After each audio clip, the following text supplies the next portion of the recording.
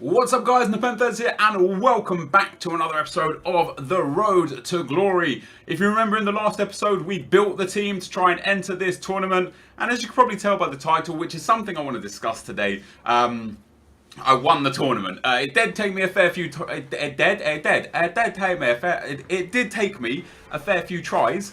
Yeah, we won it in the end, and today I'm going to show you the gameplay, the clips, the team that we built there. I did make some additional signings to the club, and I'll explain why and where's and what fors and how much for as we come across those signings. But ultimately, first of all, guys, I just want to say thank you for tuning in. I really appreciate the support on this Road to Glory. As per a comment in the last video, the Road to Glory will be on this channel. It will be on my second channel. I don't know why people think it's going to be on my main channel. I will categorically tell you right now, right here, it will not be on my main channel. It will only be on this channel. So this will be an RTG/app game channel throughout the next 12 months. And I'm so excited for FIFA 17. I cannot express how much fun we're going to have in the Road to Glory with the squad builder challenges that give us special players, with potential other tournaments giving us special players, with the one to watch cards, and with the FUT champions giving us special cards as well. There is going to be so much to do next year.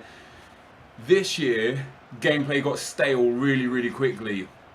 Next year, I just don't think gameplay is going to get stale at all. And I could be wrong, you never know. Like, it's the first time EA have done something like this. It's some brand new stuff in the game, so there might be like exploits to it, there might be problems with it, you know, like you never know how it's going to go. People might just hate it and not play it, and the game mode might become stale and boring.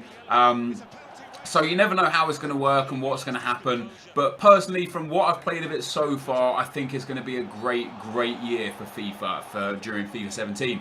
Now, one other comment in yesterday's video was that I'm a money whore because I made a squad building video for 16 minutes and it doesn't take 16 minutes to build a squad. Well, personally, quite contrary. I think I rushed it a little bit to make it 16 minutes and actually could have made some better signings and made the team a little bit better if I did a little bit more research throughout the video. And second of all, although like at times longer videos are more effective monetary wise, that's obviously not why I did it. The reason why I did it is because I spent so long this year just giving you guys the squad and not the squad builder. People keep asking me, Net, we want to see you build the actual squad. We don't just want to see the players after they've been bought. So I started giving you guys what you wanted, and now you're telling me that you don't want it. I can't win. I can't please everyone every time. Like, if you don't enjoy the long squad builders, it's very simple. They will be titled squad builder when it's a squad builder. So if you don't enjoy it, just don't watch that episode, come back the next episode, and I always showcase a squad for the first 30 seconds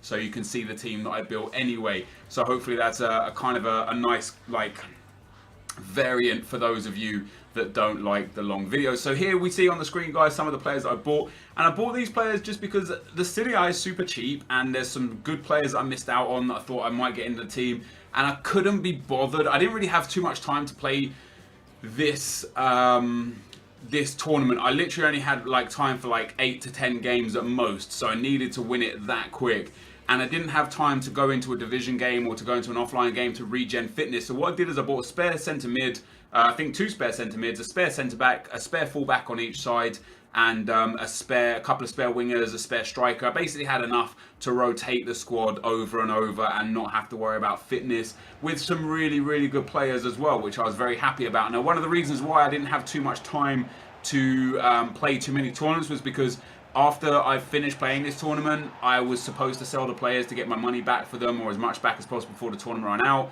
I completely forgot to do that, and now as of time of recording this video, the new tournament is out, which I think is La Liga, and I haven't yet sold the Serie A players. So I'm gonna lose. I had about 80 to 85,000 coins. Maybe 90,000 coins upon buying them all. I'm probably only going to get about 50 to 60,000 coins back, and that again is one of those reasons why I don't like buying whole new teams just to sell them a few days later, because I feel like you lose so much. Now, in terms of the title, a lot of people say, you know, stop ruining the video in the title. I don't personally think it's ruined when you explain what happens. Like, in the true media sense of the word, it is clickbait. Like, if I just put cup run in a title, or instead I put premium player pack win, which one are you really going to click? Like, you know, in terms of YouTube as a business, I've got to do the best for me and for my family and to grow my brand and to grow my channel. And by encouraging people to click on the video with like a genuine yet exciting title is better for me than just putting Road to Glory episode, etc. Because if I did that, it would get far less views and it would you know, ultimately just wouldn't be worth my time. So although it does give away a part of the video, it doesn't actually give away the video, because you don't know how I won it, you don't understand what circumstances I won it, you don't know what I got in the pack. You know, there's so many things that you don't know, but all you do know is I have the pack. So, you know, for all you know, there could have been prime player packs in store and I opened one of them. You know, you just don't know. So I hope you guys understand that, and I hope you appreciate that I do what I feel is best. And although some people don't like it, a lot of people do. And although some people do like it, some people also don't, etc, etc. But like I say, I do what I think is best. And if it's not best, that might be why I'm not the best YouTuber. So there's that. But anyway, as we go into the tournament here, we're 4-2 up here in the first round. We go 5-2 up. This was actually quite a close game. Most of the tournament games that I come up against right now are close games. And after playing FIFA 17 at Gamescom, these were my first games back at FIFA 16, and it's actually my first games on FIFA 16 for quite some time, literally since pretty much I got back from AA9's house, and I had like 2 days to play a few drafts and get a few videos up, but other than that I haven't played FIFA 16 for like a week. And I've been playing FIFA 17, so the transition, it was slightly difficult to get back into it. And a few things that I picked up whilst playing FIFA 17 that just aren't even relevant in FIFA 16 were a bit difficult to get to grips back with.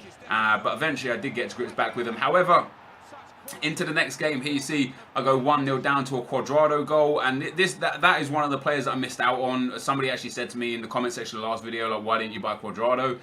Like, no reason. Like, I don't know why. I went and bought Perisic in form and played him at right forward when I could quite easily have had a 5-star skiller with a good shot. And so yeah, I don't know. It's because I was rushing the video. I didn't want it to be like super long. I thought 16-20 minutes was long enough. I could easily have stretched it out to 30 or 40 minutes building the squad if I really wanted to. This guy ended up picking up a nice goal before half-time and a nice goal just after half-time there to make it 3-1. It was actually quite an even game, but at this point I'd gone all out attack to try and get back into it, and he scores an absolute stunner with Juan Cuadrado there into the top bins. Like, no keeper in the world saves that. It's just pin perfect for a shot, for a goal. I did end up getting back into the game, and I was, you know, creating a lot of good chances. I was creating a lot of goal scoring opportunities that I just kept missing. Nainggolan there hitting the bar, the header comes in. Nainggolan in the 90th minute pulls back to 4-3, and with what was an even game and could have gone either way, I could have quite easily lost that 5 or 6-1 because I was ultra attacking, and I could quite easily have won that 4-3 if I just defended a little bit better and attacked a little bit better. As you can see, the match stats are pretty much bang even. Like, there's not much in it from either side of the field. But we have to go back into the tournament. Into round one we go again, and I like coming up against squads like this because it's kind of like, especially in first round, it's kind of like this guy's maybe just thrown this team together with untradables. He's got a lone player in there. It's not the best, and whilst I do understand why people do this, because I've done this specifically myself a few times, I don't necessarily understand why you wouldn't change certain players for key better players that are just way cheaper. Like, you know, there's so many other alternatives this guy could go for that would be far better for him for such a cheap price. Like, most of the players I've bought, like Nainggolan, Marquisio, etc., they're only like 1,000 to 2,000 coins. If you don't have that kind of extra cash lying around in your account in FIFA 16 this late with 1 month to go to FIFA 17, you've done it wrong, you know. Like, so instead of Felipe Melo, who is decent but not great, I personally would have gone with Nainggolan in at CDM, you know, and Nainggolan was what, like 1,800 coins for us. So it's kind of like neither here nor there. You know, this guy obviously built the team that he built for the reasons that he built it. I personally wouldn't have done that. I enjoy using the players that I've got. Although, saying that, this guy probably looked at my team and you guys are probably saying, why are you using Glick? Like, I just saw Glick there. Although Glick has got really nice defending and really nice physical stats, his pace is a little on the low side. I could quite easily have gone and got Manolas, Miranda, Barzagli. Like, there are many, you know, Bonucci. There are so many alternatives that I could have picked up instead of Glick for super cheap. But I use Glick because I actually believed in my abilities with him. I do believe, and I truly believe, the player, like, the difference between like somebody with 83 and 83 defending and physical and then someone with 88 defending and physical isn't super noticeable.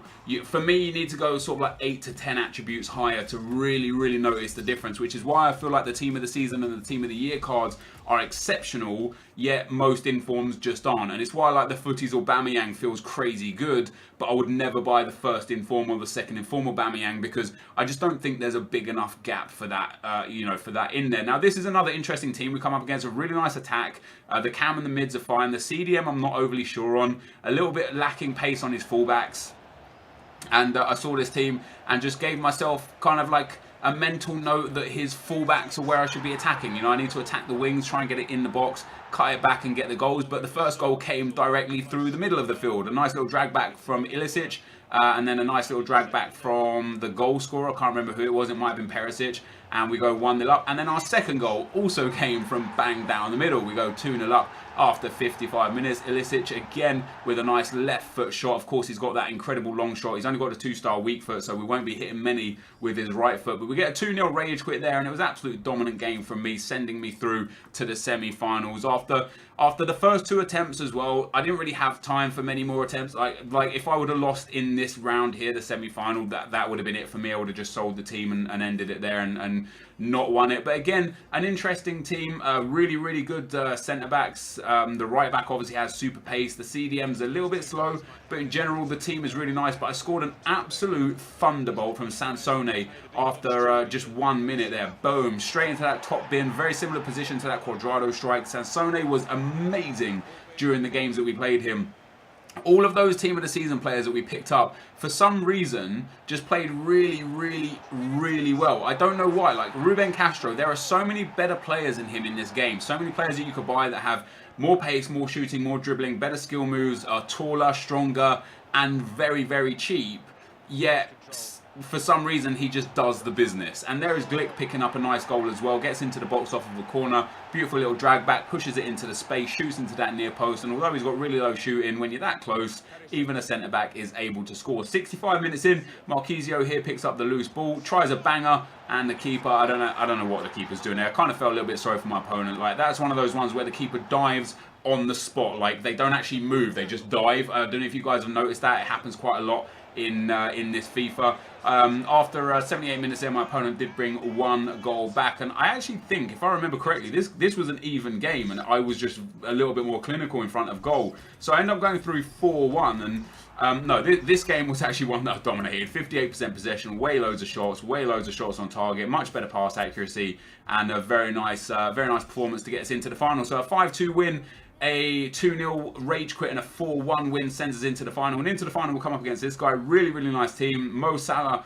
the informed Perisic, which is the one that I've got, I believe. Felipe Anderson, very nice. Midfield is very strong. The defense is epic. Alexandre's got that eye man of the match Bonucci, the eye man of the match Buffon.